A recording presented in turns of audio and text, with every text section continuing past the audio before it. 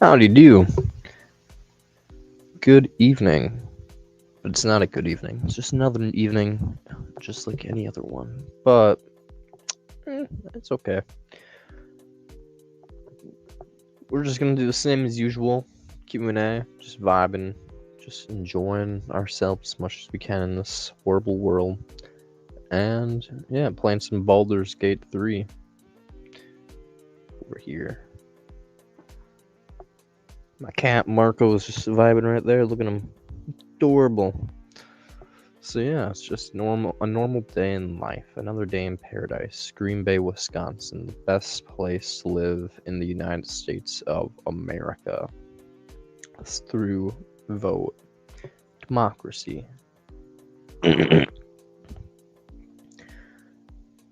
Meaning, I'm statistically having a better time than you all. Just kidding, no.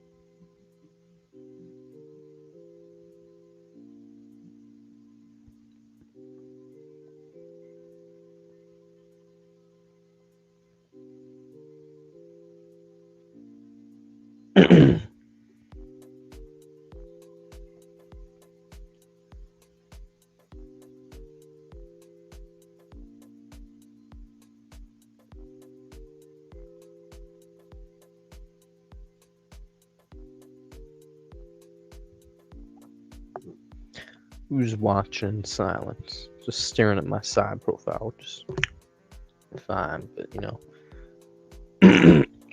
Yeah, I guess I can talk about some ethics or start watching some stuff, make it a little bit more entertaining. Yeah, fuck Boulders. Yeah, honestly, I'll play that later. I was gonna save the game really quickly.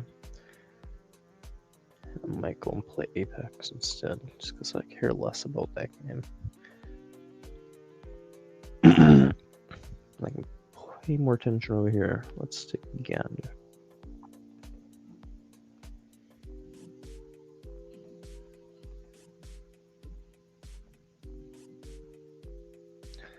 Let's pop on to YouTube. Let's go into my watch later. That's the wrong channel.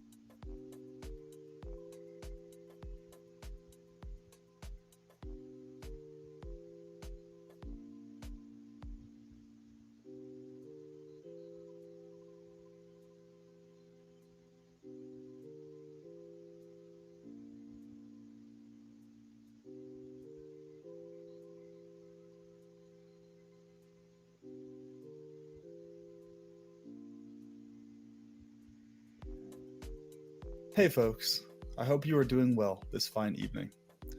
So tonight I wanted to talk about the topic of weapons of mass depression. So there's a video I want you to all watch, which is going to be linked in the description here below the video. His name is Michael, and he was only 18 when he took this substance called saw palmetto. It's able to be obtained over the counter, and it's used for quote-unquote supposedly hair loss treatment, etc.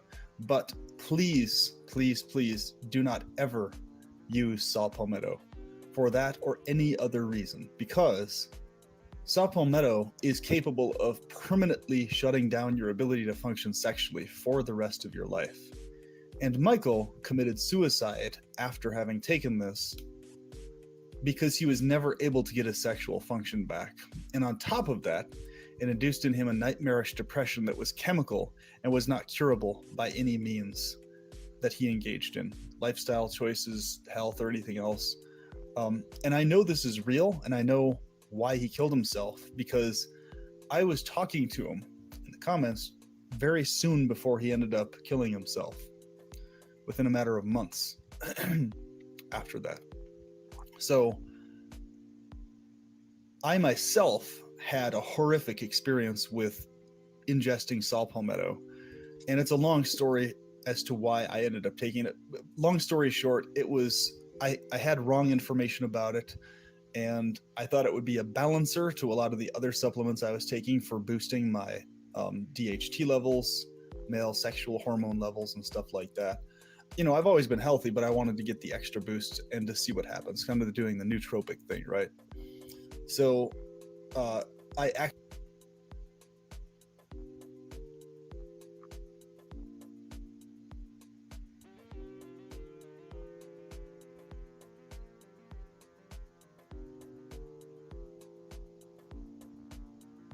successful in that way. We don't make it that far. One time, my mom said, I was telling her like what I wanted to do. I was like right out of high school or still in high school. And I told her I wanted to be a music video director, because back then in the 90s, that was all the rage, music videos. And when I was telling her I wanted to go to LA and like study film and do all this stuff and make videos for musicians, she said, "Oh, people like us don't make it like that. Say we're not successful in that way. We don't make it that far up in life." And that destroyed me. That just totally flattened my dreams, aspirations, whatever you want to call them. I internalized it, myself up, and it became true. Here I am. That's it. That hurt. So hurt the most. Those are the most hurtful things, that we can't make it. I could make it. Maybe you can't make it. I could make it. I should have told her that, but I didn't. I made it come true. But you can make it, and you could still make it. Have you thought about that? It's a lot of work. It's a lot of work. I don't want to. Maybe that's what she meant. We're too lazy to do that. Maybe that's what she meant. Ultimately, she was right. Was something that my sister said to me, or asked me, actually. It was a question. She asked me why she had Down syndrome and why I did I get not. cod? Well, I have And some of the cods. I think it was sad because I had the no one you idea want how me to to get, my dude. Because yeah, I'm still working Probably in not. my head through that one. At Why least we're I born have some certain of the newer ways. ones. I think it's something I'll probably always deal with. But I think I'm definitely healing guilt or healing, that feeling of guilt that I have for things that predate me because she's older than me, and also that have nothing to do with me. I'm just a bystander. I don't know. My mom says all kinds of painful things. Probably like I regret having you. Probably that. For me, I always remind myself that it must be harder to be her than it is to be around her. So I try and have empathy and compassion for that. That if I was her and I was going through what she goes through and I struggle with what she struggles with, that it would be hard for me too. And I would have moments where I made mistakes. So that's how I get through it. I was a lad and doing my usual show off, talk all the time routine, looking for attention. And I got the attention Call of from Duty. a couple God. of girls who weren't into me. And one of them said, "Do you have an off button?" And that struck me, Ooh. cut me to the quick. Now it's a joke. I've layered it over. It's a pearl now, not a grain of sand. That my mom actually asked my dad to get me and my two siblings versus my dad taking us on his own volition. Yeah. Basically being told that my mom no longer wanted her kids. Call of Duty World at War.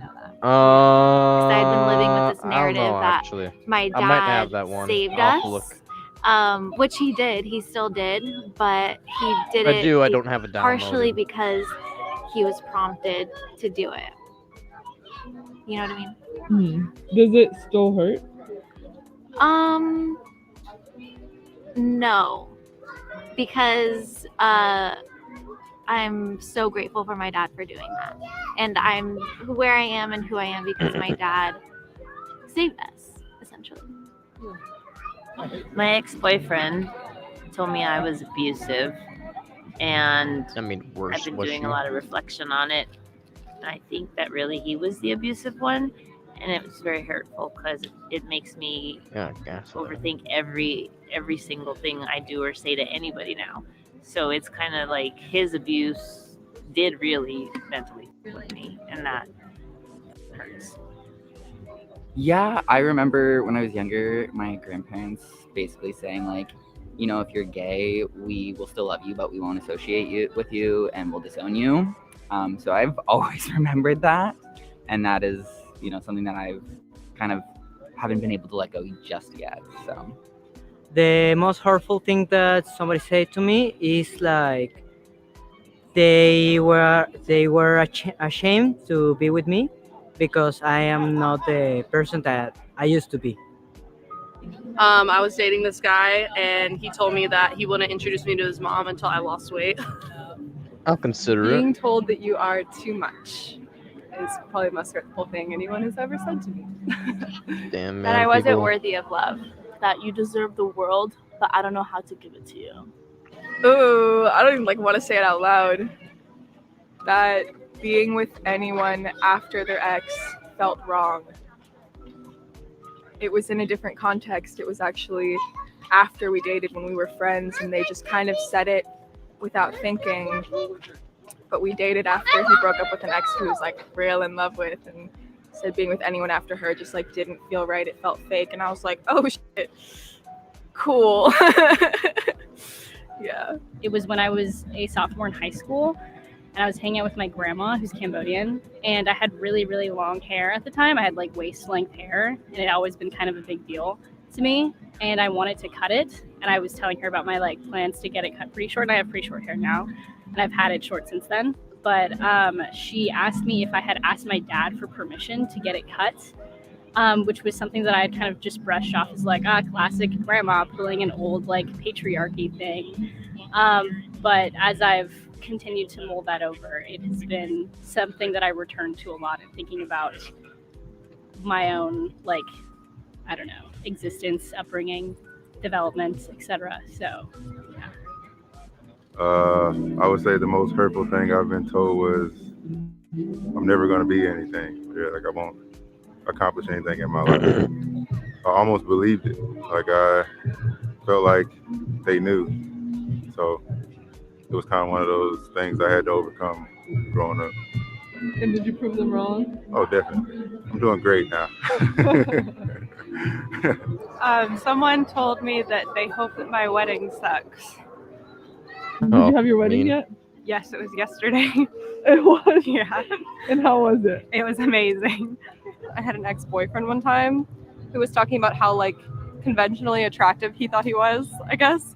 And he says to me, he's like, well, you're not conventionally beautiful. It sticks with me, like, you know, as a woman, you are thinking about how you're thinking about beauty standards a lot, and I always come back to that, like, well, I'm not conventionally beautiful, so I have to work my other, my unconventionally attractive qualities, I suppose, you know? I think it was also because of the person that told it to me, who was someone that I thought I really knew me really well, but he told me that I don't have dreams. And I was so offended by that because I have such big dreams, and this person that knew me so well, I thought this of me, and I was shocked. I was flabbergasted. Yeah, hydration. So the most hurtful thing that I've ever been told was the reason why I got cheated on, and it was because I was too sad. I really felt like betrayed and like really hurt, because it's like, you know, this was like my partner, and it was like, you know, when I needed you the most, like, you cheat on me and like do that while I was sad. He's like the Avatar. I was depressed. Like I was depressed. So like, it's me up.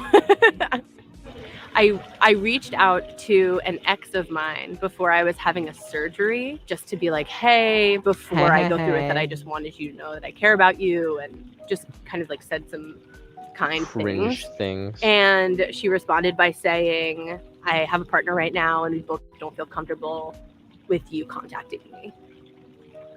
And that hurt my feelings. Sometimes I still feel the pain when I think about it, as compared to other things that might have been painful that don't really resonate as pain now. So mine was like when I was struggling with eating and like just my body image in general. And I went to Italy, which is like where I'm from, and I was in a bathing suit, and like I already wasn't feeling that great. And then my grandma like looked at me and she's like, damn, like you'd be perfect if you lost some weight. And like that just kind of hit, 'cause it was like that's what I was trying, or not trying to do, but I was trying to like accept myself for who I was. And then her saying that was like, you need to be better. And yeah, so that was my most painful thing.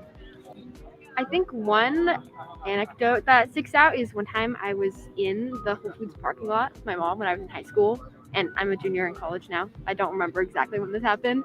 And I was like, hey, Mom, I think maybe that I have like social anxiety.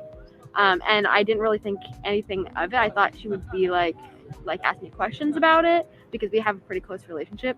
But she said like, oh, I hope not, like don't turn out to be weird or something like that. And I was like, oh, okay, I will not bring this up with you further. And then it made me hesitant to like further explore it when I was in high school, which probably would have been helpful. No, it's alright, my dude. Given me having difficulties with socializing with people in high school. So yeah. The most painful thing I remember that sort of just like hurt me in a way was like when I told my mom that I felt like I couldn't like live anymore. Like I don't want to do this anymore. Like I just can't do it. And I started like telling her about like things that happened in my past that she just like didn't know about. The thing that like hurt me was she was like, you were meant to go through that stuff. It was like to make you stronger, but it just made me feel a lot weaker because I feel like I wanted to be a normal person. It just hurt to hear that my mom like it almost felt like she cared, but like she cared in like the wrong way. This is like the first time I was like actually truthful with her, so like it like hurt me to hear that she was like, it's for the best that you were like very much destroyed in a way like as a child. And I guess that's like the most. Because parents are evil. Hey everyone, for those of you who are new, my name is Thoraya and I'm the girl behind the camera. Make sure to subscribe and hit the notification bell so you'll be notified every time I have a new episode up. And follow me on Instagram, I'll be posting more on there. As always, thank you guys for everything. I love you all and I'll see you next time.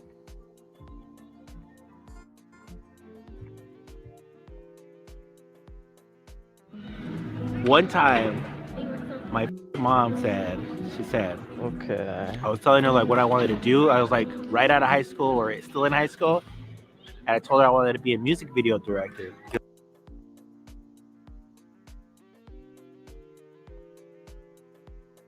Talk about Epicureanism, and this is part of a series that we've been doing in the last year and a half or so on Greco-Roman moral philosophy. We've previously done Plato and Neoplatonism and Cynicism and the Stoics and pre-Socratics and Plato and Aristotle and how that went on into Christianity and Islam. So I think that, this is high time that we get to the Epicureans. All right, so we'll begin with some of the questions about Epicureanism that still maybe are relevant and resonate today. So we maybe ask ourselves, a lot of people ask, and a lot of people still in the 21st century, this is an issue for maybe any of us as mortals. Do you fear death? Do you fear death, viewers? So according to the ancient Epicureans, there is no such thing as immortal souls, and many of us don't believe we have immortal souls now. Some people do believe that. Rather, according to the Epicureans, we're all simply physical beings that are made up of atoms in the ancient or classical sense of how they understood atoms, as opposed to the way we think of ourselves as being made up by atoms. But when you die, then the atoms that are making up you, they all go off and do other things, and there will be nothing left of you because they're all doing something else and you aren't them. Agreed. So therefore, you won't be experiencing, let's say, the agony of punishment. You're not going to be in a box, bored or scared. You're not going to feel some kind of experience of nothingness because there will be no you to experience anything. You don't experience nothingness. Nothingness is simply nothing. Therefore, rejoice. This is a very happy thought. We should all be very, very pleased with this. According to the Epicurean teaching, you have no reason whatsoever then to fear death. And we're all convinced by that, right? Of course, I am. So if you're unconvinced, okay, let's look at it this way, according to the Epicurean argument. So we have our period of our life in our timeline that we experience. And of course, we're only ever experiencing the moment, the present that we're all sharing right now. But at some point in our life, we experienced our individual birth moment. And at some time in the future, we will all experience our death moment. And then for each one of us individually, there will be the universe going on, and there will be a future that exists without us. So since we aren't fearing that future eternity is going to be, according to the Epicureans, that's not going to be something that we're experiencing. So in other words, we don't exist. We're not experiencing pain or boredom or agony or pleasure or any other kind of thing. There's no particular reason why we need to fear that non-state, right? So therefore, if you are really pestered about this and are constantly agonizing, I know lots of people who do believe they're very mortal and are not going to go on, and they're nevertheless tell me that they're scared to death of death, as it were. Anyway, but the Epicurean argument is, well, you must simply be convinced, you must be mourning the fact that there will be a future that doesn't have you in it. How sad for that future universe that is without you, So in other words, you're picturing that universe going on without you. Yes.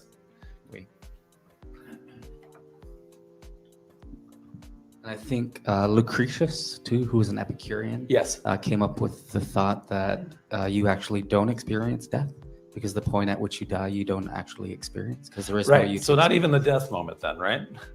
Yeah, and so definitely, so they're really, the Epicureans really, when I said here, this is good news, the Epicureans are wanting you to know for sure that this is good news.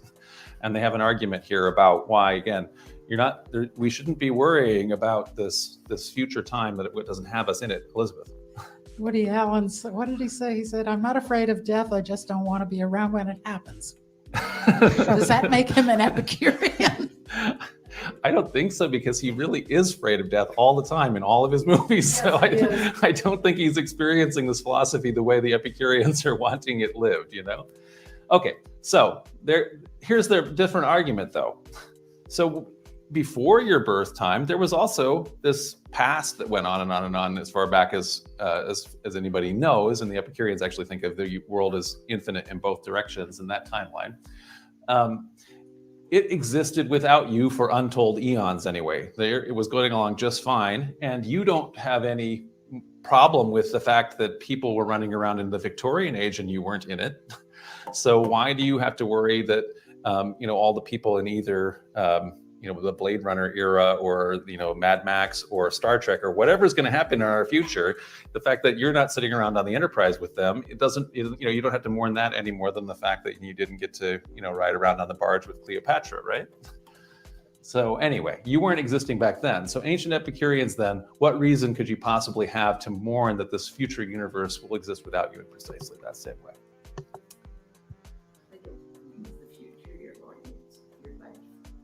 You're mourning that so in other words, but they said there's no reason why your mourning is that you're not going to get to experience the ongoing experience that you have. But in fact, again, since there's no experience, you won't be having non-experience, right? Because there will be nothing. So you don't have to worry about it. You're not sitting there experiencing non-experience, right? That's the idea. So you just get what you have now. Yes. People sometimes express regret that they didn't live in a previous better age than That's the true. current one. That's true. What I usually say to people like that is think dentistry. Yeah, exactly. Yeah, we are very. I mean, because of watching movies and stuff like that, where people in the past are sexy actors. We think that that have had very good healthcare. We think that people in the past, have these wonderful. People in the past largely were living, almost universally, they're living as peasants. And they're living very, just a very couple people that aren't in that condition, and even them, don't have anything like the kind of crazy kind of wealth that we have in terms of just basic conveniences and all the different things that we, just take. I mean, I don't even know if I can live in 1970 now because of the phone and the internet, right? I mean, I don't know I guess they had phones, but not what I think of as phones, right? Okay, so. This is a result of this philosophy. A very common Epicurean epitaph on tombstones is non fui, non sum, non curo. I was not, I was, I am not, I do not care. So essentially there was this time period when you didn't exist, then there is a time period when you did exist. Now there's a time period where you don't exist, and obviously you don't care because you're not experiencing anything anymore. So there's just oblivion. So all of those Epicureans wrote that on their tombstones. So part of the idea, so people already have gotten this idea that one of the things that you're missing out on then is if you are busy spending all your time worrying about the fact that you're going to be dead, or the fact that you're not going to be existing, or you're going to not experiencing not experience, you are then unfortunately missing and spoiling your actual life, because you can be having, let's say, a lot of anxiety, a lot of fear. There can be all kinds of different types of desire for, let's say, youth. You might be spending all of this time trying to have plastic surgery in order to be younger and all this kind of thing, and you're not experiencing experience. You are scared of this aging process and death. And so therefore, as we've already had, I think in the words of the Epicurean poet Horace, carpe diem, right? Which is people have, it's a very quotable quote. And so I took a very literal, but therefore an old 19th century translation of this. So it's not as poetic as some of the new ones that they have, but I just anyway, this is what we have of Horace. Ask not, 'tis forbidden knowledge, what are destined term of years. So you don't know how long you're going to live, mine and yours, nor scan the tables of your Babylonish seers.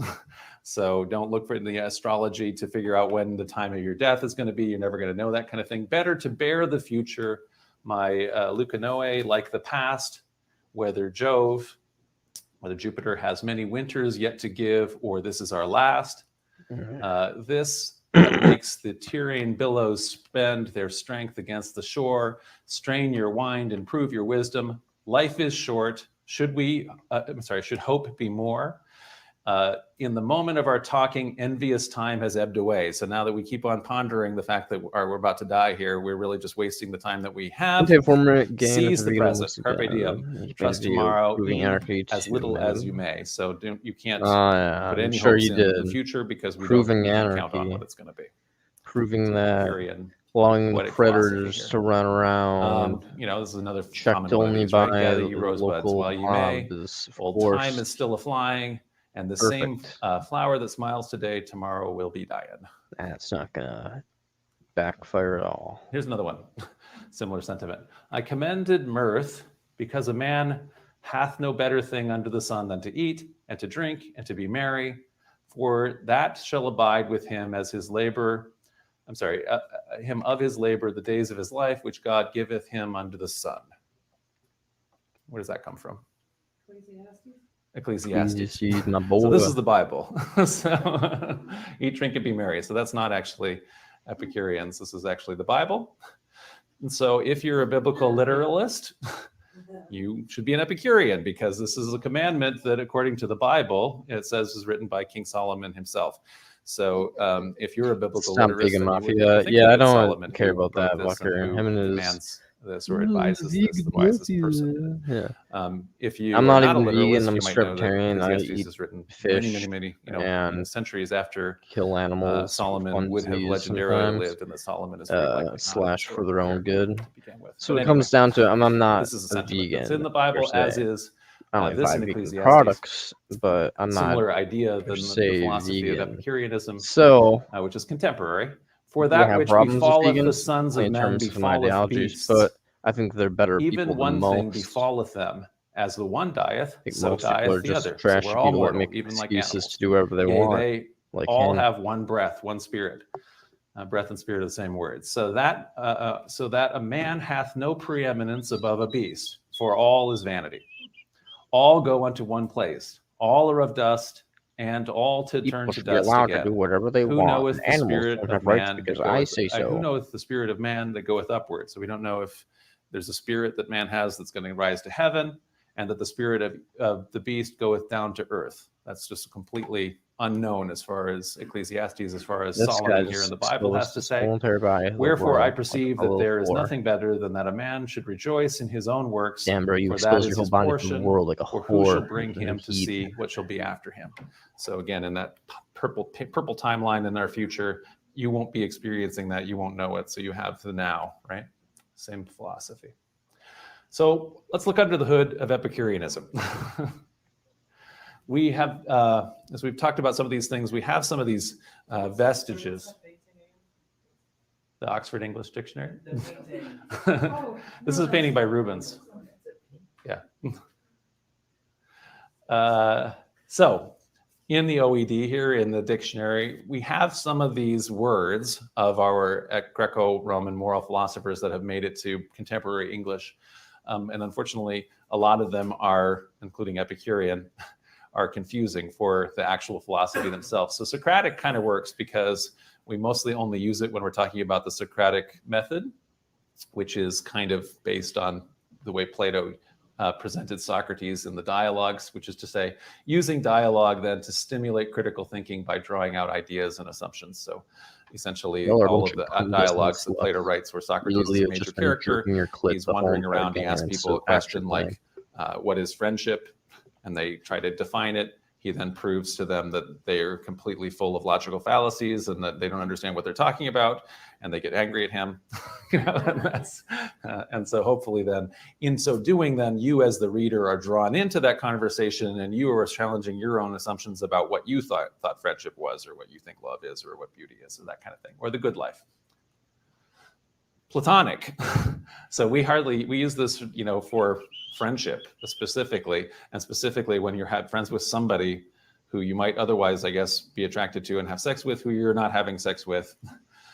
So friends who don't have a sexual desire. And so sometimes people are aware of, if you were a kid who played role-playing games and you have all these dice, like the dodecahedrons and isohedrons and all these kind of things, little pyramids. So all these multi-sided forms, we might have seen those in that way, or that kind of thing.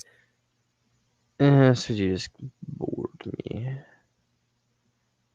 as much as we care about Epicureanism, we get it. Death ain't bad. May as well live and be merry, because pleasure is good for the one who gains it. Blah, blah. I'm generally an Epicurean, but at the same time, I think that pleasure is not a moral necessity. So, and I really care about what we should do morally, not what we should do from an egoistic perspective, as Epicureans do. So, if y'all are curious and enjoyed the first 14 minutes of this lecture, watch the rest of it. There's like another hour and fucking 10 minutes left. So, but I'm not gonna watch it. Not now, at least.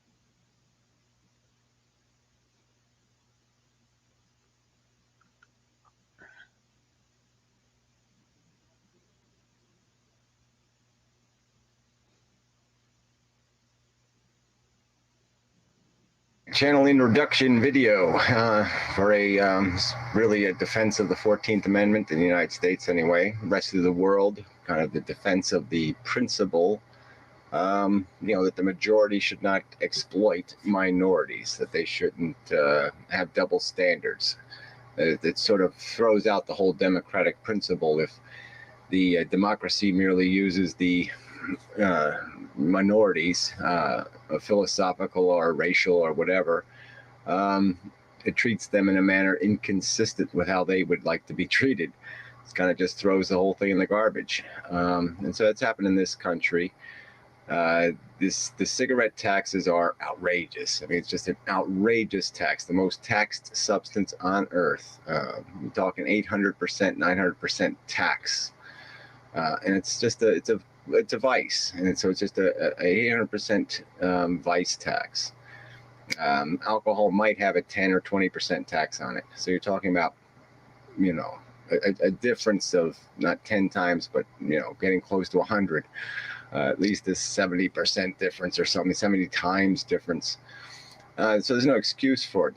It's just exploitation. It's just the key ingredient to it is that people who smoke cigarettes are addicted. It's not a choice. It's not like taxing yachts or some other thing that people can choose not to buy. Cigarette smokers are addicted. It's a very powerful addiction. And that's just a proven fact. It's not subject to varying opinion. Right? It's just demonstrated that number of times people have attempted to quit smoking and failed. And that makes this all the more sinister, more insidious. And the tax policy is defended with lies, just plain flat lies. This notion has been spread that cigarette smokers are somehow a liability to society. And exactly the opposite is true. Cigarette smokers don't die when they're 21 or 35. They don't just die when they're in their productive years. They die in the years where they were going to suck something back from the system, when they're going to start getting back in medical care and start getting back in pension and Social Security. So they save a society a tremendous amount of money. They don't collect their pensions, full pensions. They don't collect full Social Security, full medical benefits. It's much more expensive. The older you are when you die, the more expensive it is. That's just a fact. And mortality is a fact of life. So the fact that cigarette smokers die of their addiction means absolutely nothing. If they didn't die from the cigarettes, they would die from something else a few years later. And so it's just all a big fat lie that they've built this nonsense out of. Alcoholics kill people on the highway. They kill innocent people. Cigarette smokers do not do that. There's just no excuse for this duplicitous, dishonest, this grossly unfair public policy. It's a violation of the 14th Amendment. If we still had a 14th Amendment, the same 14th Amendment we had in the early 1900s, this law would not be possible. This taxation would be overruled by the Supreme Court, who thought there was actually a 14th Amendment at that time. The reason why alcohol was not taxed out of existence and why a constitutional amendment was required is because there was a serious respect for the idea that majorities don't have the power to impose their will on minorities in some inconsistent and unfair manner. The 14th Amendment that demands equal protection under the law. So you can't compose laws that only affect certain people in certain ways based on notions, just dishonest notions of difference. You have to do better than that. And it should never have been allowed. And the exploitation is just grotesque now. It's just gotten grotesque. So instead of taxing income or something real, they're just persecuting a minority that has no capacity to do anything about it. The other disadvantage cigarette smokers have is they're not segregated. They're not isolated in one state or one community, so they can't have any political power. They're a politically powerless minority that is paying a huge price in taxes, just gigantic. And it's just, there's no way it should be, and it should be changed. And there's no other minority should ever be subjected to this mistreatment. And it's just a complete violation of fundamental fairness principles. It's just that people just bogeyman something and then they can get away with it. The majority can feel like they've done something because they say, we're doing it for the kids. You're not doing it for the kids. You're doing it for the money because you don't want to pay your taxes, so you'll impose the tax burden on somebody else, some other minority you can exploit and control, because they can't control their addiction. And it's just, you couldn't get away with it if you taxed any other substance on earth. You couldn't get away with it because the addiction wouldn't be strong enough to compel the people to keep exercising their freedom. And the fact that you basically have, it would have been a prohibition if it wasn't for the addictive nature of the substance. If they weren't addictive, people would not be smoking anymore because you have taxed them out of their freedom to do so. And it's grotesque. And the fact that cigarette smokers haven't been able to organize themselves and to say, we're not going to stand for it anymore, this abuse, is it's disappointing. But I mean, it's sort of understandable, because the reason why, look, there's people who smoke and they drink and they have kind of messed up lives. And so they're not really an easy minority to organize. They're kind of fatalistic. I mean, the reason why they smoke is probably because they just don't give a damn. And people should have a right to not give a damn, though, without paying extra taxes for it. It's not something society has a right to persecute people for. Certainly, they have a right to discourage certain behavior, but the discouragement has to be within proportion. It has to be the same proportional discouragement they have for other behavior in society. And this is no way proportional to any of those other discouragements that are in the law. It's just grotesque. I can't play exploitation and do this at the same time. And grotesque. And I can't hear anybody playing. Fuck you is what there needs to be. Some sort of counter argument, some sort of counter movement to this bullshit rhetoric, this bullshit tyranny, and that's all it is. It's just cheap nonsense law. It's an abuse. It's a disgrace to the Constitution of the United States, and it's a disgrace to honesty. Like I said, you want to protect kids, then you punish the criminals. Punish people for selling cigarettes to minors. Regulate the tobacco. Oblige people who are addicted to cigarettes. Oblige them to register and to be able to buy their cigarettes, and for themselves only, for their own consumption. And then you've solved the problem. Another teenager will never have to smoke again if you just make cigarettes inaccessible to anybody but registered addicts. But that's not a solution. You don't want that solution. You don't want a solution that actually does protect children. You want a solution that makes it possible for you to exploit a minority and steal their fucking money. And that's all it comes down to. You just want to steal their fucking money. And cigarette smokers really got to get off their fucking ass and say, this is bullshit. You're talking thousands of dollars a year in taxation. I mean, it's bad enough we get taxed out of our own houses by people who have kids and demand that we pay to build their kids' sports fields and tennis courts and 9 million other luxuries. That somehow it's a public responsibility to finance music lessons and all kinds of other nonsense. That we're going to get taxed out of our goddamn house to take care of their kids. It's bad enough we have bullshit policy like that, but to have this kind of nonsense to say, yeah, we'll take another $3,000 or $4,000 out of your blood and bones just because you have acquired an addiction to a substance in your childhood. You made a mistake when you're 11 years old, and we're going to beat you up for it for the rest of your life. It's not bad enough that you have to waste enough money on it just as it is. Just at its real world price, which should be $7 a carton. No, we're going to make you pay $70 a carton. We're going to extract a 90% more penalty out of your hide because you made a mistake when you were 10 or 11 years old. I mean, this is just nonsense. It's bullshit. It's cruel. It's disgusting. And like I said, it just demonstrates exactly what people are made of. They are made of nothing.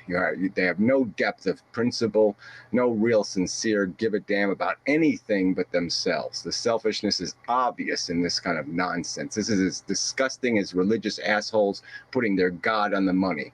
This is just as cheap an abuse of the political process. And like I said, people should just gotta stand up somewhere and say, fuck this bullshit. And that's the hard part to do. It's hard to organize into anything and to have any kind of weapon. How do you fight back against a majority that keeps you out of the political process, gives you no congressional representation, no senatorial representation, no representation whatsoever, no even hope for representation in any political body because you aren't a segregated minority. That's why this democracy needs to change, and that's on one of the other channels that I'll post links to. But this is an important subject because, even for what it just represents, it represents a complete destruction of the meaning and substance of constitutional amendments. They might as well not be there if they're not going to mean anything.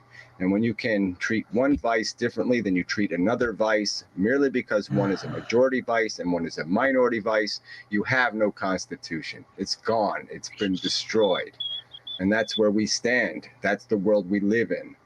And like I said, I don't know what the answer is. I don't know how we get people organized, but we've got to get organized and we've got to stop it. Because if it can happen this egregiously and this obviously and this out in the open, we really are fucked. We really are doomed.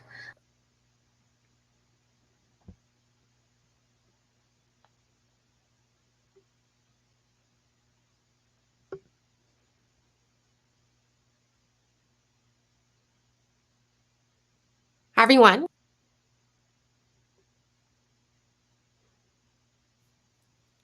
Hi guys, my name is Agatha, and in this video, as you can see by the title, I wanted to talk about an inner monologue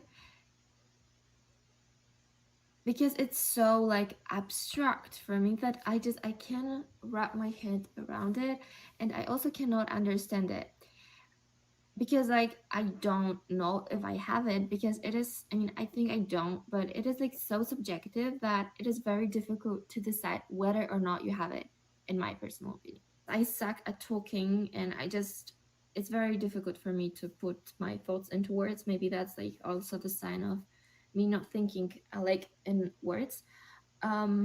So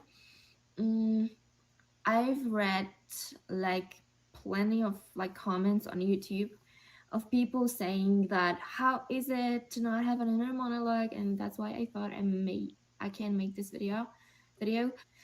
I'm just trying to explain what happens in my head, and since I don't have like I don't hear voices in it, I think I don't have an inner monologue, but it's just like very difficult for me to explain that, so I'm sorry. But okay, so basically the thing is I don't know how I think. And here is where I could like stop this video. I just wanted to tell that I don't know how I think. But what I know is that I don't talk to myself. Like 100% I don't talk to myself in my head. And it does not mean that I cannot do it. I can do it, but I force it. I have to force it. Like, for example, here we have a lamp. We can say, I can think in my head, this lamp is white, for example. And I thought that. But is it natural? No, I had to force it. And second of all, do I hear it? No, I just know it. I feel it. I feel like, I know it sounds like, it might sound, for me, it sounds normally, but like a normal thing. But from what I've read on the internet, some people don't do it that way. So I cannot hear it. Like, for example, I've read a comment on YouTube also that some people have like even 10 inner monologues at the same time, and each of them can have like different voice, which is like mind-blowing for me, because I when I'm don't know thinking about about like that. this It's called white lamp, schizophrenia, bro. I don't hear any voice. I consciously know that I'm thinking of this sentence. Don't care that she's in psychosis. Those things are fine. Blah blah blah.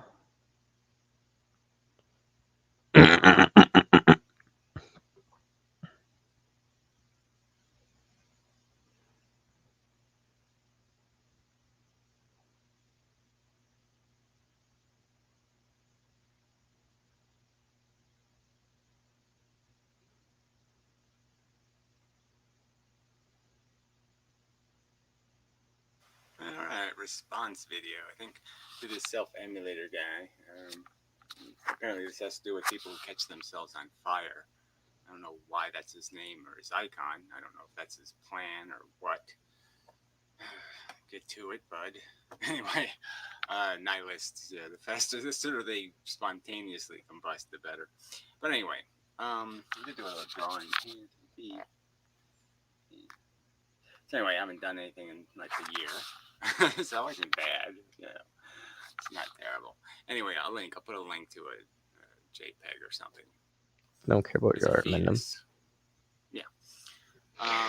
Generally. It's just idiotic. Just care about your ethics. I mean, why Hell, are I you don't even care about bitching, your moaning, and fucking complaining physics, about any bro. goddamn And you're thing if you probably think none of it's possibly real? right, bro. It's I just just a hear waste laughs of about everybody's physics. fucking time, and I resent you wasting my time with your opinions that are based on no facts. Fuck you, till dead, blah blah blah. And fuck you for this rinky-dink music, and fuck you for this whole bullshit. You can make a video whining about your suffering, and yet you can't fucking you have to do text as a response? What is that bullshit about? Fucking asshole. Alright, so anyway, I'll cut this in bits. I'm not going to play my parts all over again. So I'll just get to his stupid text shit. Ended up with by saying the logic of my emotional problem on other people. I wish to impose the logic of my emotional problem on other people. That emotional problem is called empathy, right? And it's just bigotry. Okay, empathy is another word for bigotry, all right? Empathy is usually provoked by cuteness or some other connection to something. We have empathy for the people we care about. That's empathy, okay? When the real rubber hits the road time is when some motherfucker, rapes your sister and you say, don't torture the fucker. That's when you're showing what a principle is. Okay, it's really easy. Empathy is just bigotry. Okay, and that's probably what all this nihilism shit is about anyway. In my opinion, most of it's just a cover for racists. They don't like being called racist, but nihilism sounds cool. So they can eliminate their racism by just calling themselves nihilists instead. And then they can just disguise the fact that all they are is bigots. Fucking elitist bigots. So yeah, this is the way elitist bigots, they put on this, like that anonymous guy, they just wear a mask and pretend to be something, and all they are is a waste of fucking goddamn time. Yeah, well, that's what this shit is. Fuck empathy. You either respect something or you don't respect it. But I don't give a shit about your tears. I don't give a shit about your fucking emotional response. Fuck that. I want you to respect my suffering, respect my sentience. I don't want you to feel because, ooh, he's cute. Yeah, I know I'm cute. Fuck you. I don't want you to care about me because I'm cute. Fuck that. That's what I said there. All right, this is about where I'm pointing out he's useless to the cause, in my opinion. I said those words. So to some jackasses who made some jackass comments, well, he's still on our side, and he's still a good guy, he's still blah, blah, blah, blah, blah, blah, blah, all this whiny bullshit. No, he's not. He's a fucking menace. You don't want to, look, you know, Jeffrey Dahmer might be a part of a chess club, and Jeffrey Dahmer loves to play chess. Well, you don't let Jeffrey Dahmer play chess. Fuck you. Get him in the fuck out. Fuck that bullshit. You don't affiliate yourself with goddamn people who are a menace to the very principles essential to rational understanding of the purpose. That's no good. I don't know some other metaphor to use, but it's almost like some vegan who's a vegan for health reasons who supports torturing animals for, you know, to test makeup. You know, that kind of thing. That's where it leads. It leads to somebody who is so counterproductive in some other way that it's not worth the trouble. I mean, the little bit he's on your side is just such a little bit because it's so unprincipled. He's only on your side because he's a bigot. I mean, that's not why you want him on your side. Yeah, he's not really going to, it's not the kind of warrior you want fighting on your side. Because any minute he could turn around and shoot you in the face. Your rejection of moral nihilist antinatalists is damaging the cause. Well, says you. Prove it. Ha ha ha. Sources, citations. Where's your evidence statistically? Is it all damaging not to associate myself or affiliate myself in some way with complete motherfucking retarded assholes? Well, where's the evidence that because in the Vietnam War they didn't let people who didn't have a 60 IQ in? You know, 60 or above. I think it was pretty low, but anyway, like that was somehow the wrong decision. No, I think that's the right decision. You want fucking total retards on your side, and you're a total motherfucking retard. You just said you're an absolute, complete, entire, colossal moral nihilist, which means you're absolutely insane, and you're going to do things based on how you feel today. Fuck you and your feelings. Fuck that entirely. Fuck you entirely. Oh, okay, so now I was ragging on the stupid axiological word, and he says Benatar uses the word. So what? Benatar wrote the whole book from a human perspective, and he said in the first chapter, oh yeah, well, this includes animals, but I'm too gutless to get on that subject. So Benatar isn't like God or something. So because Benatar likes to use philosophical language, what does that have to do with my point that it's indecipherable gobbledygook, and you might as well be saying love? Maybe Benatar says the word love too. So does that mean I have to like it, or I have to say that's a great word, or that has something to do with rationality? No, I don't, because it doesn't have anything to do with being rational. It has to do with being a fucking deceptive baloney seller. Fuck you. Oh, we have more without video. Well, here, I'll play this so you can hear the music he's playing. Hear that shit? Yeah, fuck you. Fuck you and your bullshit music. The mistake in the objection is that it misconstrues my basic asymmetry as a logical rather than axiological claim. All right, the asymmetry, the mistake in this objection is that it misconstrues my basic asymmetry as a logical rather than axiological claim. Well, I don't even understand. So there's no context to this quote. So I'm just saying that there's no, Benatar's obviously not saying bad isn't bad, okay? I mean, he creates the box. He puts bad in the box. He's not saying bad doesn't mean anything. So I just think it's stupid. And if your argument is that Benatar thinks is a moral nihilist, I just think it's an idiotic argument. I think he would just say in the beginning of the book, this is just a fairy tale I wrote for the sake of wasting people's time and selling books. Maybe that's true. I mean, he really isn't on the road doing anything. I mean, you can keep using Benatar. Benatar is not my hero or something, so you really can't use him as a weapon against me. All right, I don't have any videos with Benatar's name in the, here, Benatar. The asymmetry is a good argument. It has the words good and bad in it. That part I can use. If he's going to say it's just a fucking semantics argument and it has nothing to do with reality, fine. Then fuck Benatar in the ass till dead too.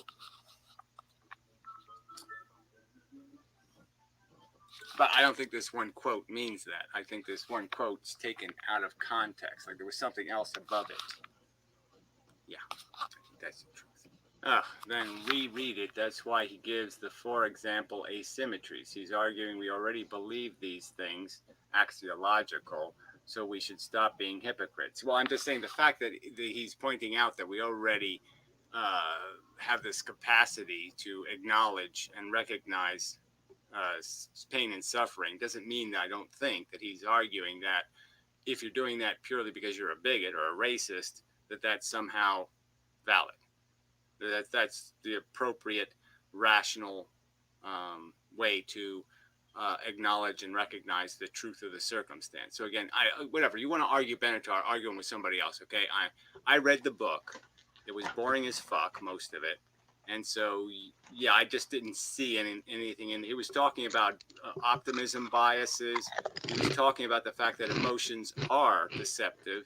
And emotions will fool you. So I don't know how you can make the argument that he's saying somehow you intuitively know what the right thing to do is, when obviously most people's intuition is to be a bigot. And he's arguing against that. So I don't know how you can have it both ways here. So fuck this. But fuck this. This is a stupid argument. You want to argue my philosophy? Fine. You want to argue Benatar's? Go do that somewhere else, because I'm not interested.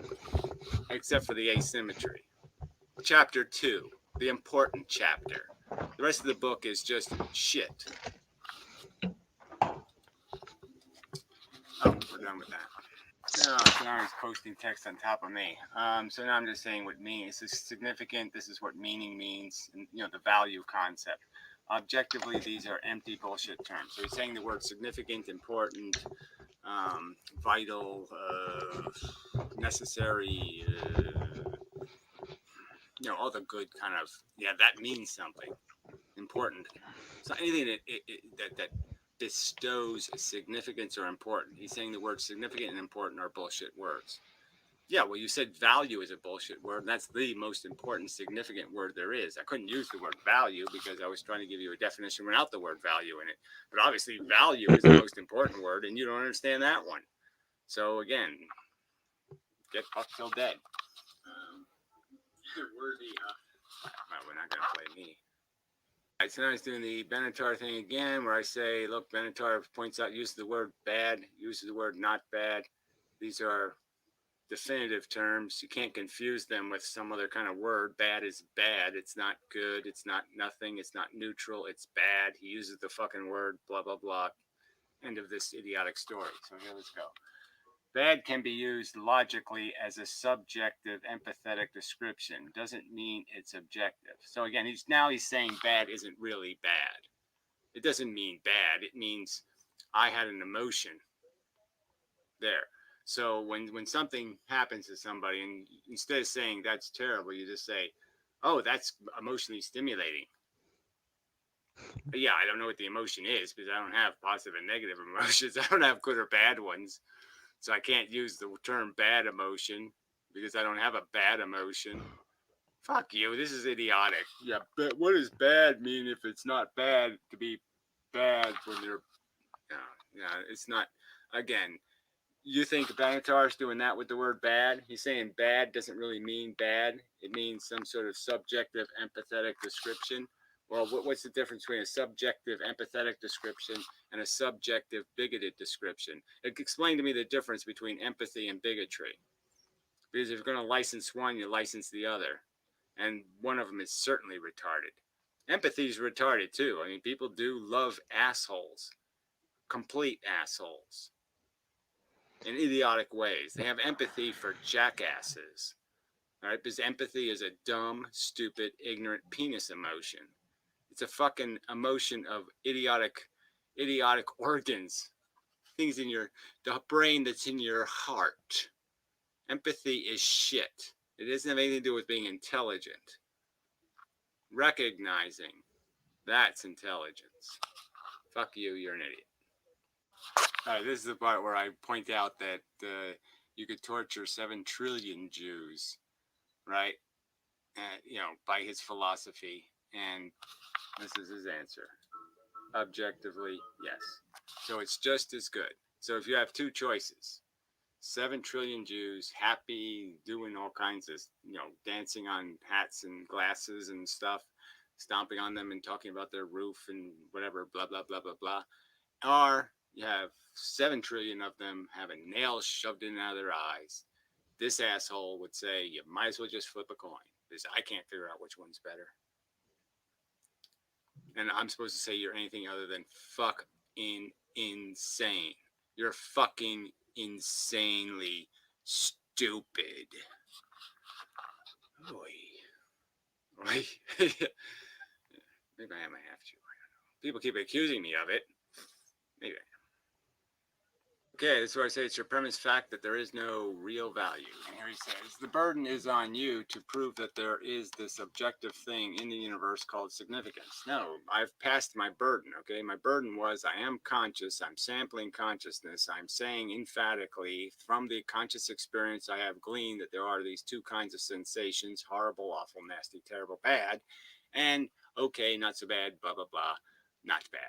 And that's what I exist in. That's my reality as a consciousness. And it's just a fucking goddamn fact from sampling it. I've tasted it all over the place. I've licked it, the pussy. I've done all I can do to this thing called consciousness. I've poked it in any way, every way. I've shoved my head right up consciousness' ass and looked around. And this is all that it does. It doesn't do anything else, Jesus you is fucking retard. not a very Except loving create man. this thing called value experiences. It creates Not the loving experience enough of if a he's real. value event. I mean, as will real feel as like shit, or as I in will like feel not how like he's shit. portrayed And as in the that's the god that goddamn truth. is. And those two I things mean, are goddamn different. Period. That's the if significance. the Trinity jackass. is one and the same, then Jesus is just you.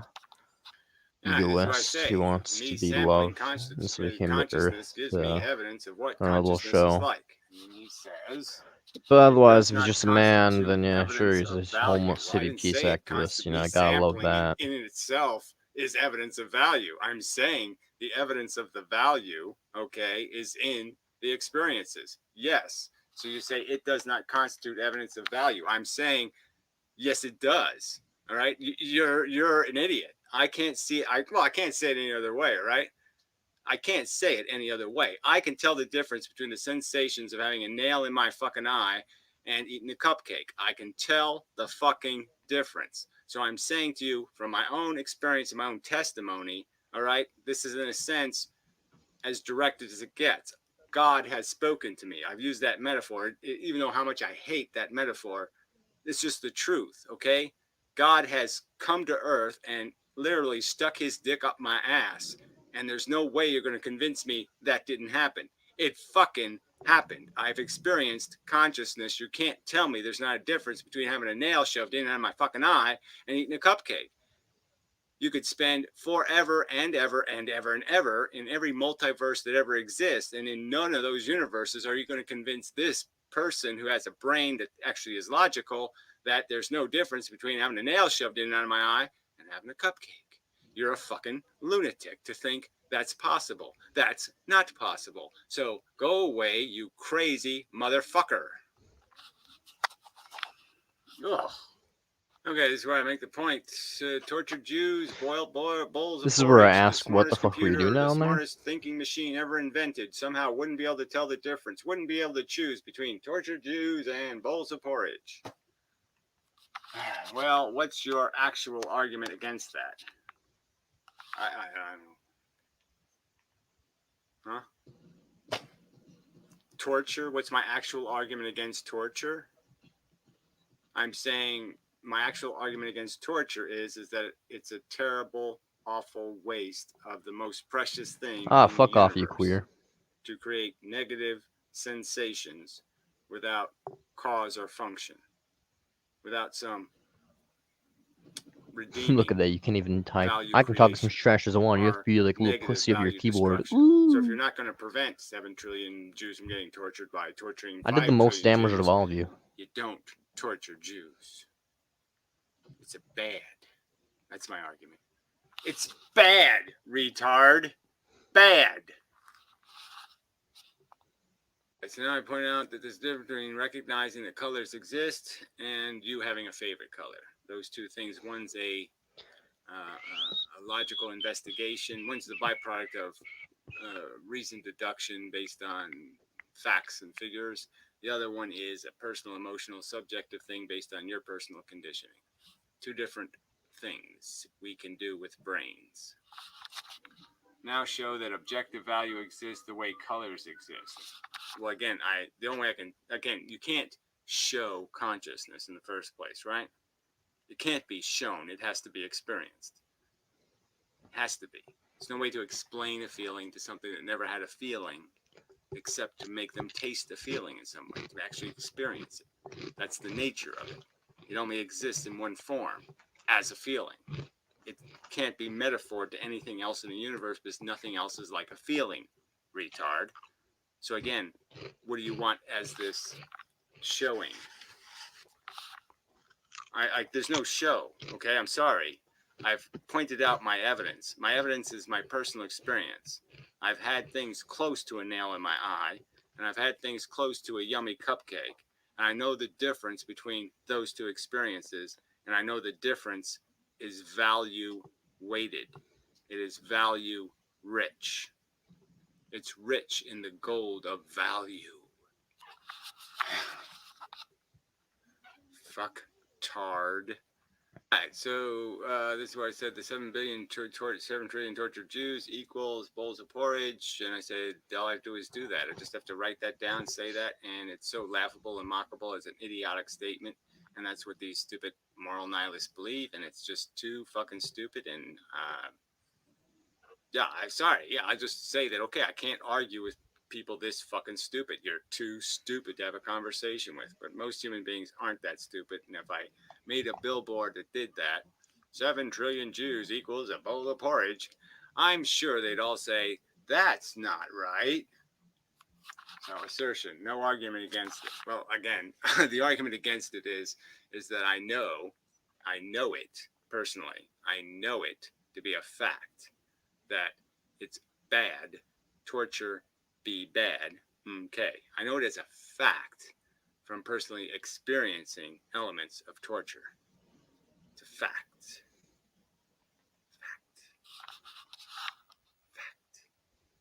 Right, so now I point out you can't be against any value crime if you're a moral nihilist. It's just idiotic to even make an argument for anti-nihilism or any argument for anything. You're just a waste of time and space for anybody who takes life seriously at all. All right, I have empathy, but I recognize that there is no evidence or reason to think there is objective meaning in the universe. Okay, well, again, your empathy, I don't want anybody to be empathetic for me, okay? I don't want sympathy, all right? I want respect. So that's where I would say, yeah, I wouldn't want anything to do with your toxic emotional imposition of right and wrong, okay? Your emotional judgments, I say fuck you to that shit, okay? What I want is a rational respect. I want a That goes out to constitution you, protecting my Anton. rights rationally Love and you. logically. Logical and rational entitlements, not emotional entitlements. So fuck you and your bullshit. Fuck you. I feel lucky at the gambling house or something. You're just your logic is do as you feel, which is just idiot. Let your feelings be your guide. That is just it's so fucking immature and it is so maybe you need to live a little longer to find out how much bullshit that is. But fuck you, that's just idiotic. Yeah, okay. There's any objective meaning. Again, objective, that means there's any facts indicating there is significant value happening in the universe. You could just change it to that. Are there any real facts that indicate there is any real notion of value in the universe? And I say there are those real facts. I've experienced the experiences. I know them to have realness because I've tasted them, and I can tell the only thing that's different about these experiences is the fact that they do come in this bad and good quality, factually. So, fuck you. Some more. All right, so I was talking about the brain creating a mechanism to reward and punish, and by doing that, the brain created this thing called sensation to make things valuable to us, to make having sex valuable, eating food valuable. So it gave us this visceral feeling that made it impossible Love is for us bullshit, my to friend. not It be only obedient leads to to these impulses or these necessities pain. that we complete, these tasks that we have to complete. So When I loved to one create person the in my carrot life, and it the was whip, not returned, metaphorically, and then the it person killed created an themselves, actual and now I'm whipping left victim. with nothing. The What does love do sensate besides just create hope where complex. hope never is? No, it didn't. Prove that any value is created in absolute objective Life is ultimate. Hevel. Any value it Ecclesiastes created taught us all is that. Come absolute on, buddy objective boy, ultimate. listen to the Bible. Absolute. Again, this element of proof. You keep saying, "Give me proof." I'm saying, I have the proof through my conscious experience. Now, maybe you're not conscious. I don't know that. I mean, you want to catch yourself on fire, which does seem a little bit like, why would you want to do that? Why? Protesting the Flintstones? I mean, what is your? Why would you catch yourself on fire? So maybe you're got some sort of sadistic complex or something, and maybe you're totally don't understand the difference between, cutting your fingers off or having your fingers, and you don't understand qualitative differences between these things. I don't know, but I'm just saying from my personal experience, I have no doubt about the worst day of my life and the best day of my life being different because of a value. There's a value difference that makes those days different. Not any other kind of difference. The rest of the differences are meaningless. The only difference that matters is what I was feeling and the nature of those feelings. That's what makes the difference between the worst day and the best day. So fuck you. I mean, again, I don't know. You want somebody to put value. Or, here it is on the palm of my hand. See it? See it? See it? Can't do that. It's an experience. So you don't understand that? So you keep asking me to prove She an just loves you and experience? God has I a plan can't for you. Fuck prove off. the What has no eyes I've has had seen. them. How do I prove I had them? I can't prove that Cringe. when I have a You're nail in cringe, my bro. eye that it hurts like hell. It's the most obnoxious, Prove horrible God feeling. exists. And if it's Prove done all day God's not long, it evil. would just drive me totally insane. About that. You would try to do anything you could to shove the nail all the way into your brain to stop the irritation. It would be so obnoxious and horrible. I can't say. What can I say? I mean, there's just no way that feeling could be anything else but a bad thing.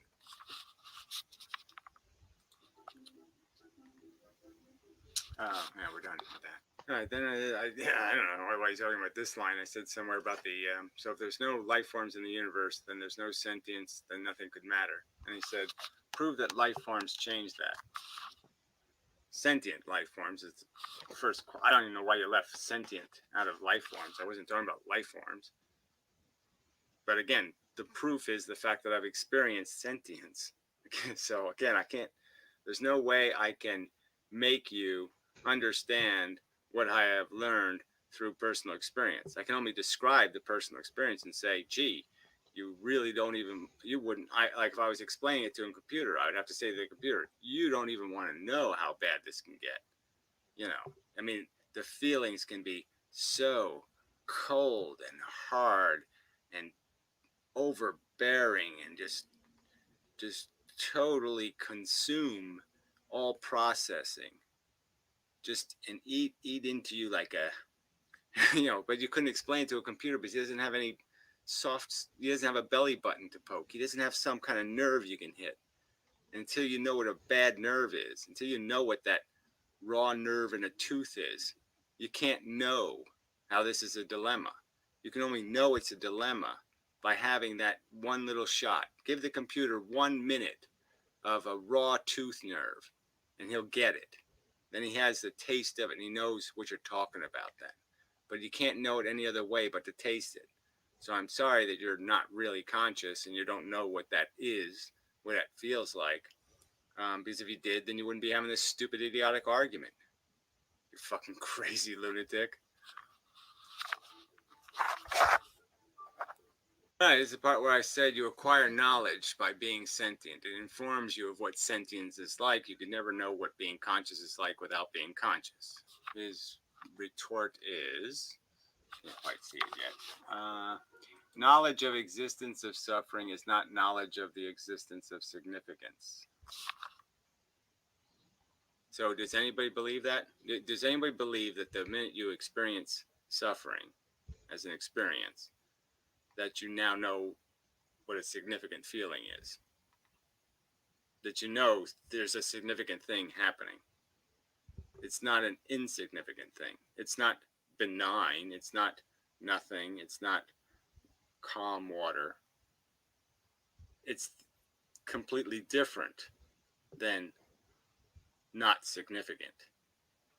It has nothing in common with what things that you know to be not significant. All the not significant things, there's no earthquakes happening. It's lots of things are not significant right now. I can tell the difference between those not significant things and the feelings I'd have if there was a nail in my fucking eye. Gosh. All right, so now we get to the big one. There's no doubt about it. There's a difference between a nail in my eye and a cupcake. And he says, I agree because I feel pain and pleasure too, but not that it's objectively absolutely significant. So I don't know. So it's not significant then. I'm just saying if it's not absolutely significant, then it's not significant. So you're just saying that no matter the fact that you feel pain and you feel pleasure, you're just negating the significance of them. You're saying they aren't significant. And that if a computer in the future could just hit a button that says, I'm going to torture him for eternity, you'd say, fine, go ahead. Because it's not a real significant event. I only think Both it's in this significant. together, And I'm brother. No, we're stupid. I'm not. just having And an my time emotion. is running out here. So Maybe it's go just ahead a and coincidence torture running to your me stream right now, or forever. maybe it's something else. Whatever it is, I I'm hope your just pain saying ends that I soon. think most God human bless you. beings aren't I hope I stupid enough die also, friend. to say, yeah, that makes sense. I would buy that. I would put a quarter in that vending machine to be tortured forever. It's better not being tortured forever. It's better than being ignored. But I guarantee you, we're Fuck, not in you it are- together. you We are have just completely cracked. You different are objectives. I want to extinct all life on Earth. You want Wow, that was things to disappointing, suffer Andy. You just played me saying in fuck this you, you're an realm idiot. and the And next. you are. Yes, fuck you, you're an idiot. Go away.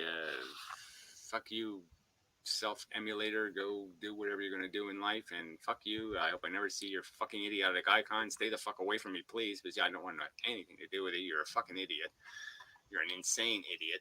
And obviously with your empathetic moral code of bigotry, you're a menace, in my opinion. A horrible, awful menace. A disgusting. You will do no good on planet Earth. There's just no doubt about it. So anyway, 5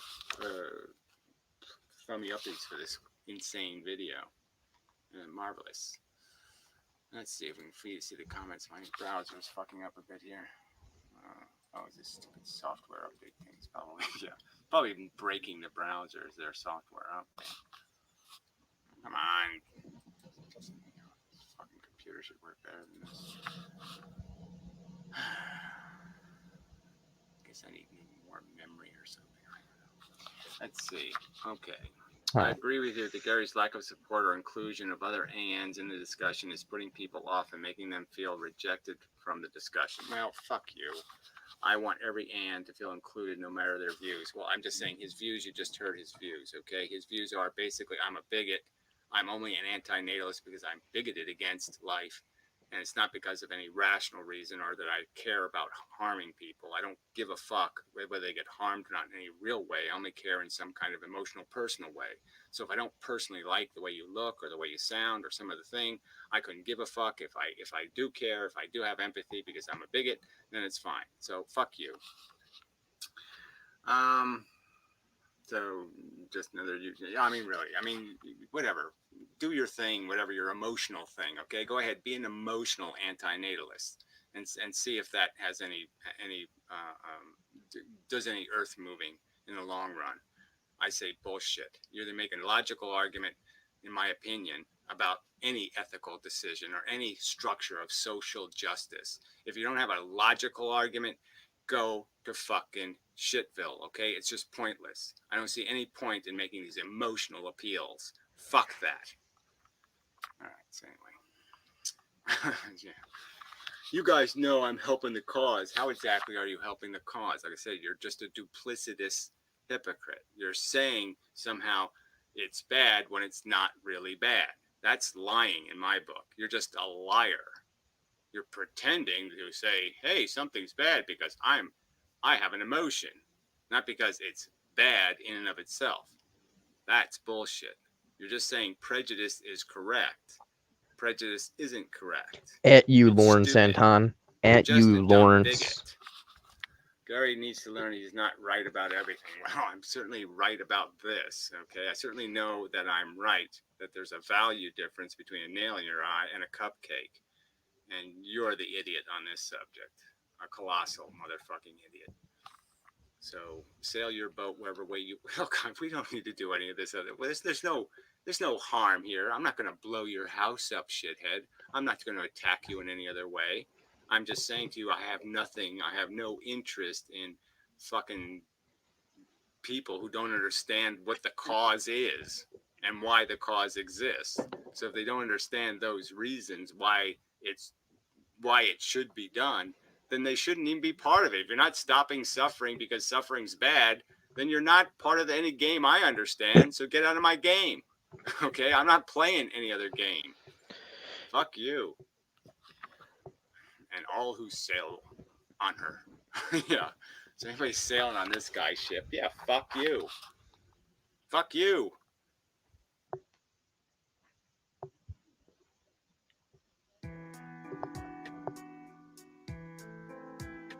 Growing up in the 90s, even though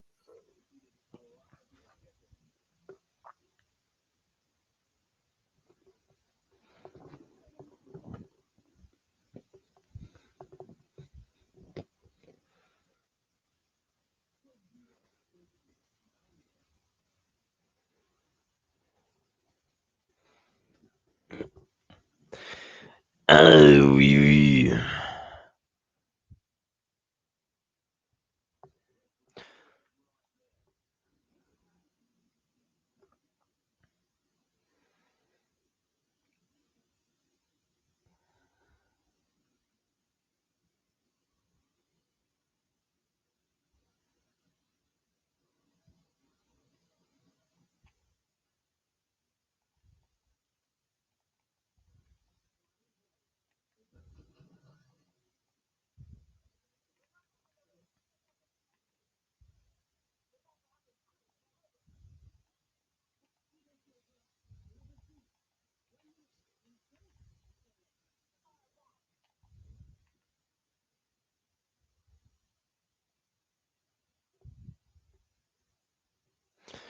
Yeah, but if anybody wants to talk about Jesus, the Lord and Savior, because apparently there's some Christians here, feel free to go into the comment section and StreamYard link. We're getting a lovely conversation about how there is no God, at least not a living one. It's just the universe and the physical world. There's no soul, none of that nonsense.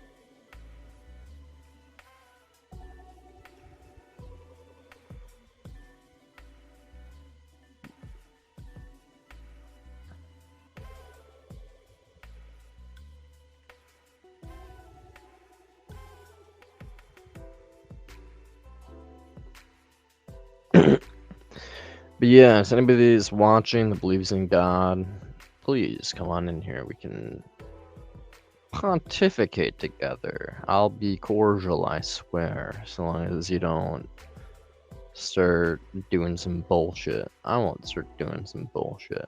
Believe me, you will go to start doing bullshit if you're religious. I mean, it's inevitable. And then I will start doing my hostile language, and it'll be fun. But we'll be cordial for a bit. It'll be fun. God shall wipe away all tears from their eyes, and there shall be no more death.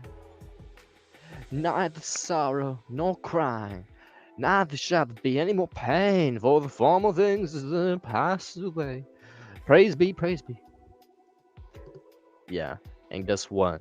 I look around the world right now and all I see is pain, death, rape, cancer, people starving to death, people fighting for beliefs that will never come to fruition. And guess what? The tears will flow until the last person keels over and dies on this bloody planet. Maybe then, maybe when an asteroid hits the planet, when God finally says there's enough of this bullshit, and no more floods, just death, one final good time of a solar flare to wipe us all out. Death by fire instead of water this time. You know, a real kick in the ass, just for old time's sake. Then maybe the tears will stop flowing. They'll be forever vaporized right off the face of the earth.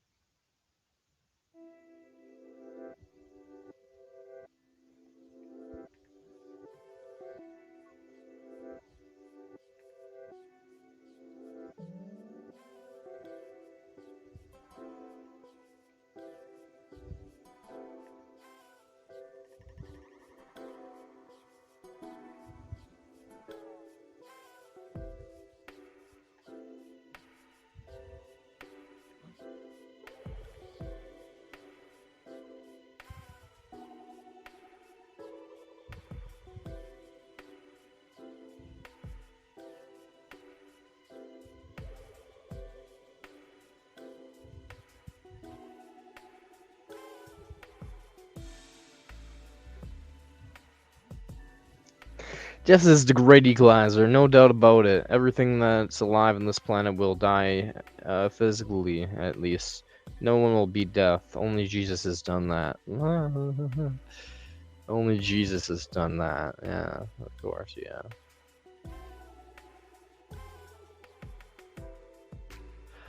So, let's say Jesus existed. Let's say Jesus died, rose again. And let's say Jesus did this to prevent us all from going to hell. Okay? Let's say all that is true. Who created hell?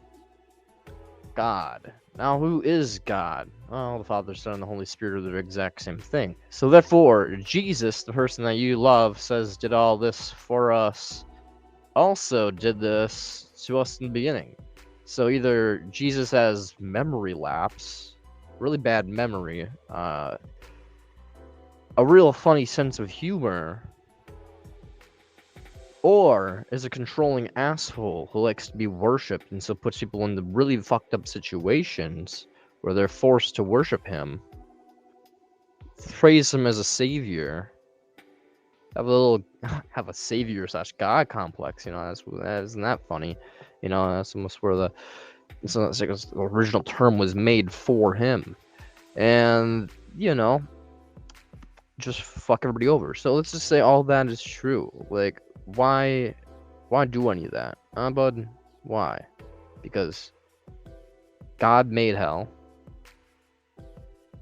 Now he's trying to save us from the thing that he created. That's bullshit. That's some bullshit right there. So yeah, death is the great equalizer, but guess what? It's also the great sends you to hell unless you praise the great fucking tyrant. So yeah, the tyrant and his pick me son.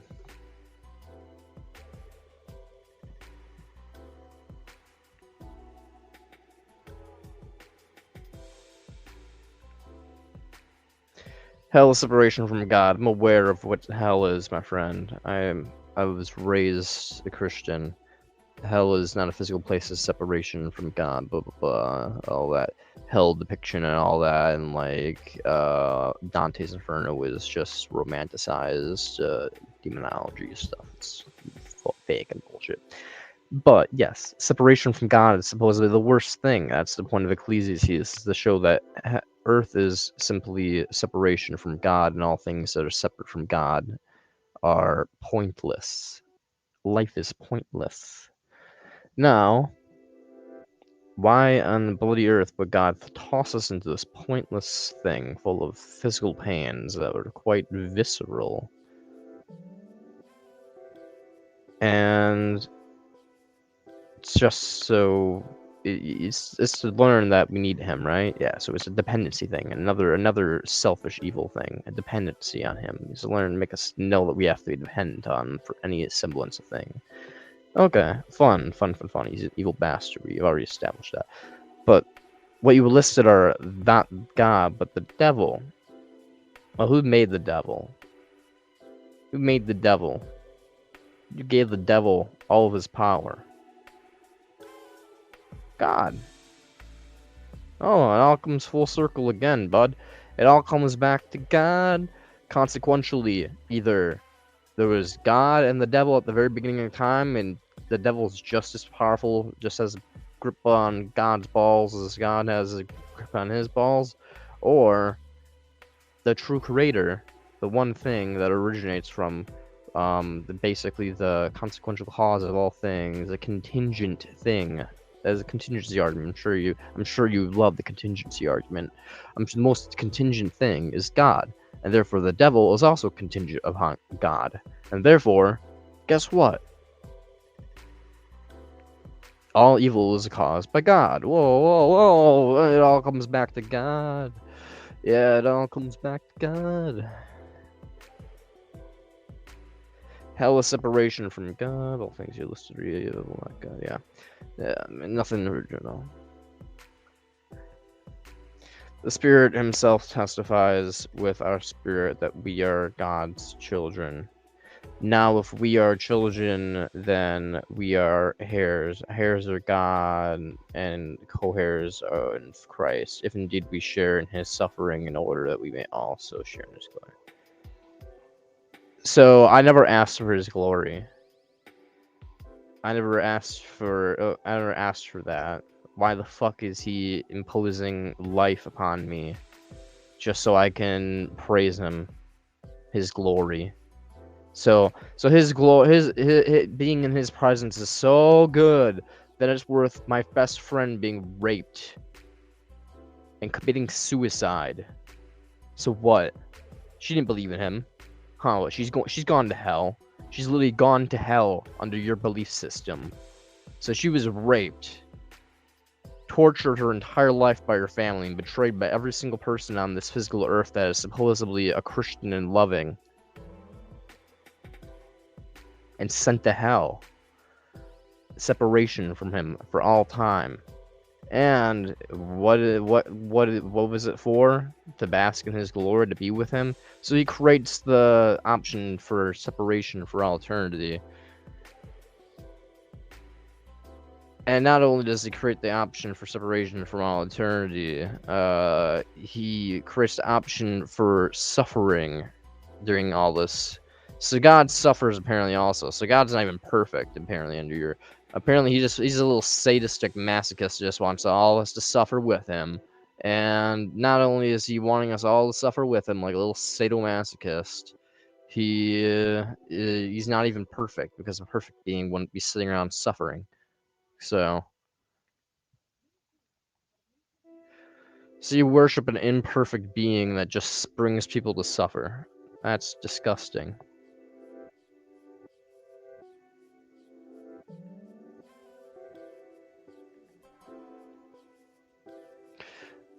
Filthy, filthy, filthy.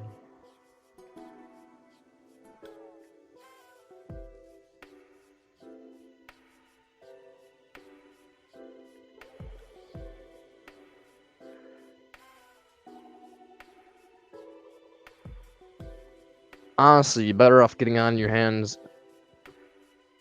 Don't be sorry for me. Be sorry for the fact my fucking friend got raped and betrayed by everyone in your fucking life. Don't apologize to me. Oh, I'm sorry you went through that. No, fuck you and fuck your goddamn bloody god if it exists. It's this fucking sadist.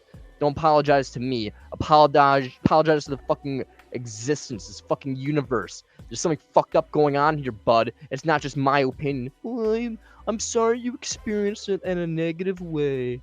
Fuck you. No, there is something viscerally wrong in the universe, and all of it stems back to the origin of it, okay? And guess what? If the origin is God, he's an evil fucking bastard.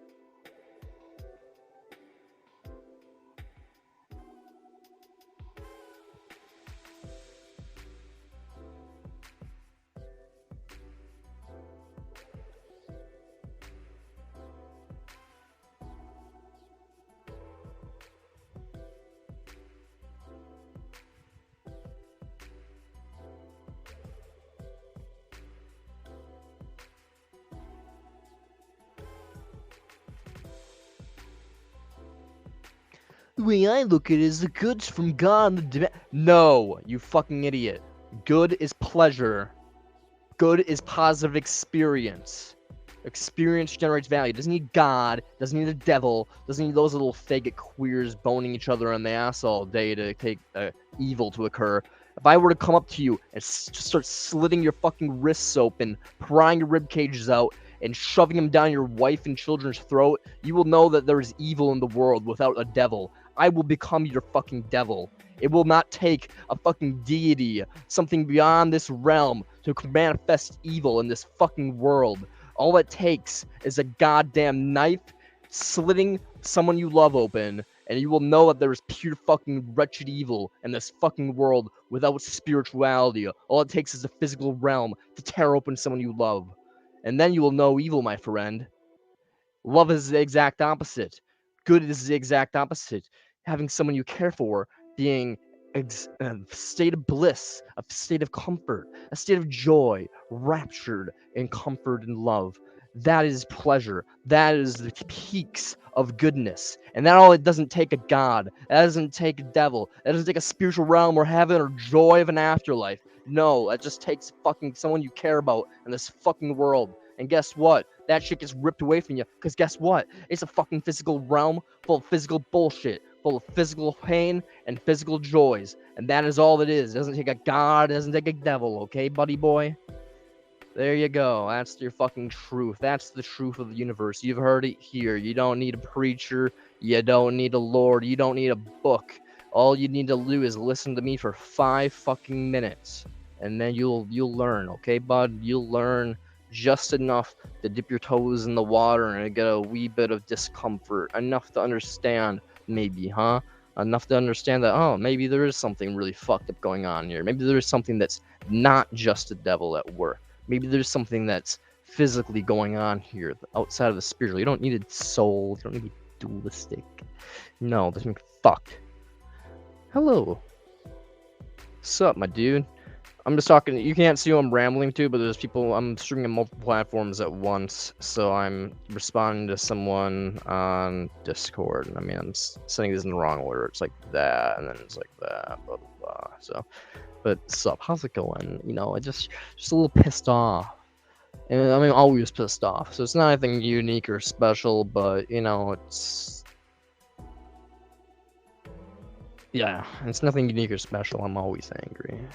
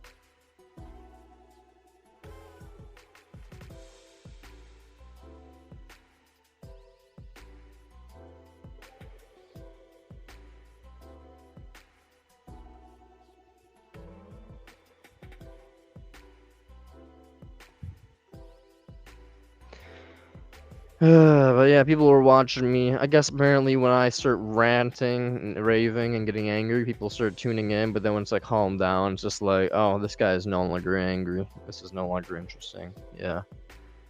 Takes a bunch of religious kooks to get me angry, though. People that justify suffering for the most arbitrary fucking reasons. Ooh, God says so. Who's the devil spout? Even though God made the devil. Hypocrites.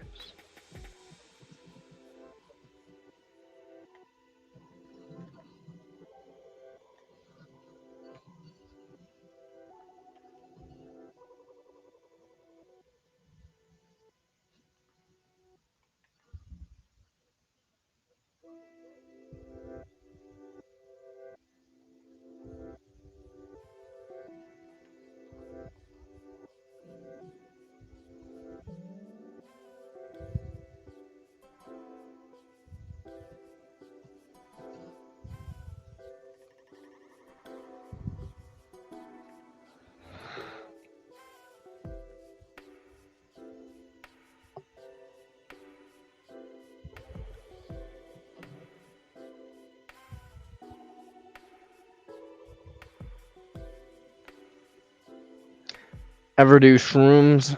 Nah, I've never done shrooms before in my life. Drugs are bad.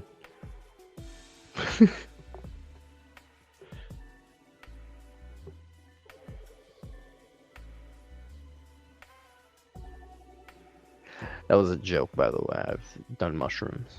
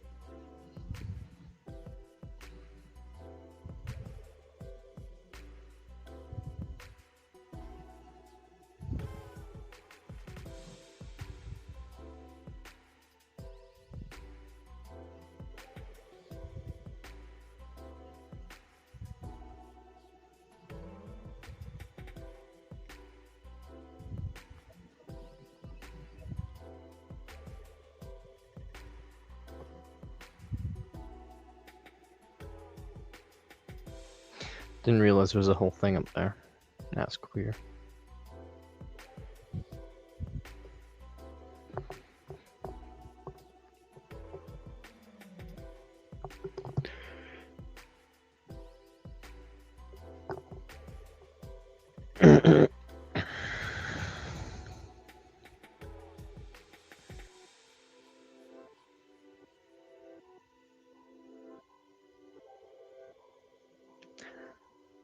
You know, are you all vegan? Conversations, we're getting them rolling. You know, we're just gonna try to, fuck it. Actually, no, I'm going outside to smoke. I'll bring the computer with, I guess. But no, I'm not bringing the computer with. I'm just bringing my phone with, and I'm transferring the stream to my phone.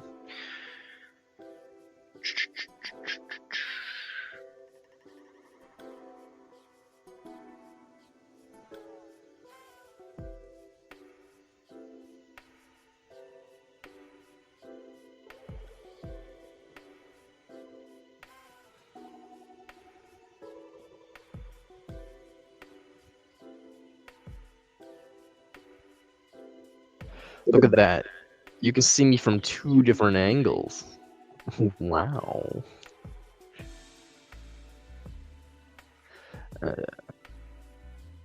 Now you see me from 1.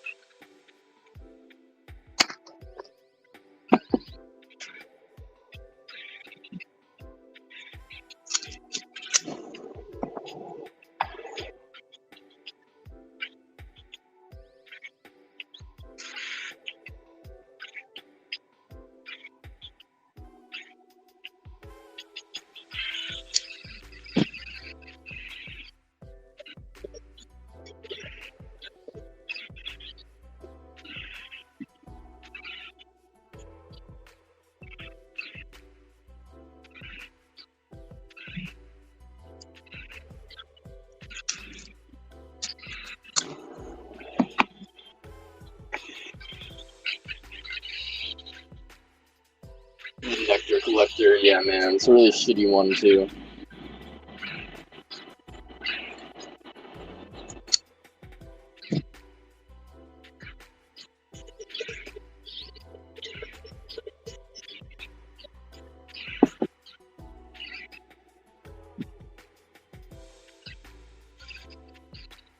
Still got like 20 grams left. My 100-gram jar.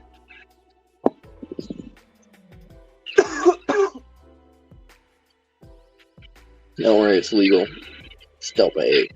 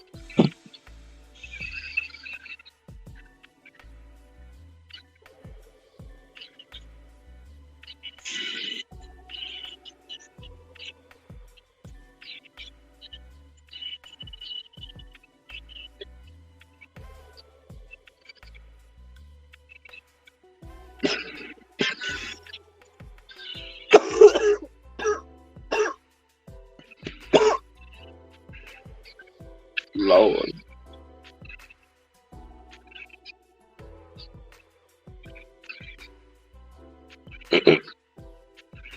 Yeah, I got the email that said drop the follow. Thank you for that. I appreciate that you like my shirt. It's a dope shirt. I've had this since like high school. It's been like this shirt's like 5 years old, but it's awesome. I love this shirt. Yeah. Thank you. You stay blessed as well, even though I don't really believe in that. But I hope you have a minimal experience of suffering in your conscious life.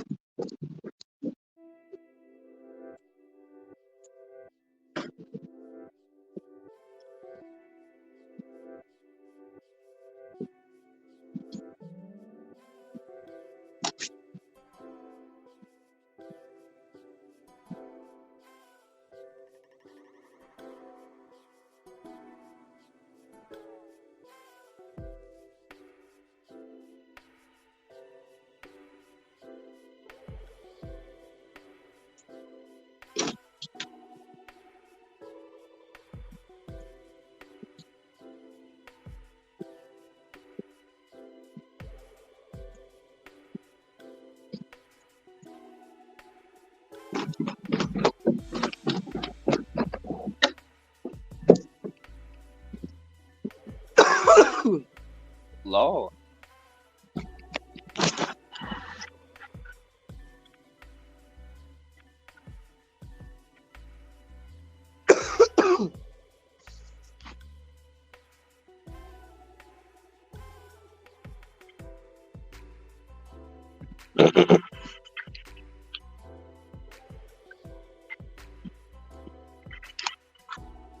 Testing 1, 2.